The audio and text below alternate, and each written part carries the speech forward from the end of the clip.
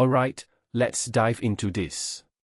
So, MasterChef Australia 2026 just crowned its winner, and honestly, the whole thing feels like a masterclass in high-stakes drama. But wait, before we talk about who won, let's take a step back and ask, why do we even care so much about reality cooking shows? I mean, think about it. These contestants aren't just chopping veggies, they're sacrificing sleep, sanity, and maybe even their taste buds for a shot at $250,000 and a shiny trophy. It's wild, right? Personally, I think the real win here is how the show keeps reinventing itself. Every season, they crank up the pressure, mystery boxes, pastry nightmares, and now a finale judged by a Michelin-starred dessert queen. That's not just cooking, it's a full-blown culinary Olympics. Okay, let's get to the big reveal. Vinnie Gibaldi took the crown. But here's the twist, his duck was undercooked in the first round. Wait, shouldn't that have been a death sentence? This is MasterChef, not a home kitchen.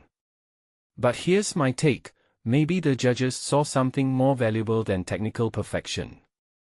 Maybe they rewarded resilience. Vinnie bounced back, nailed the dessert round, and scored an 80, beating Petro's 67. But what does that say about the show's priorities? Is it about consistency, or is there room for redemption arcs? I mean, Petro was solid, but Vinnie had that star power the judges always talk about. That X factor. Now, let's unpack the money angle. The winner gets $250,000, and the runner-up walks away with $40,000. Let me put this in perspective, in real life, $40,000 could pay off a mortgage or start a business.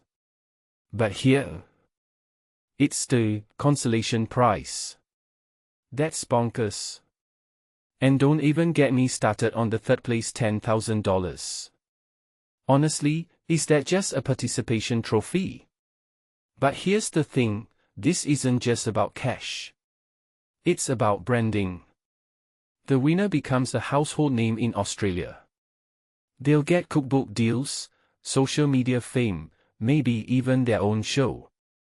So, is the money the real price, or is it the exposure? I argue it's the latter. This is a launch pad, not a finish line. What stood out to me most was the final challenge, recreating a Chinese afternoon tea in 5 hours.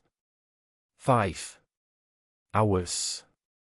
To me, this screams unfair, but that's the point, right?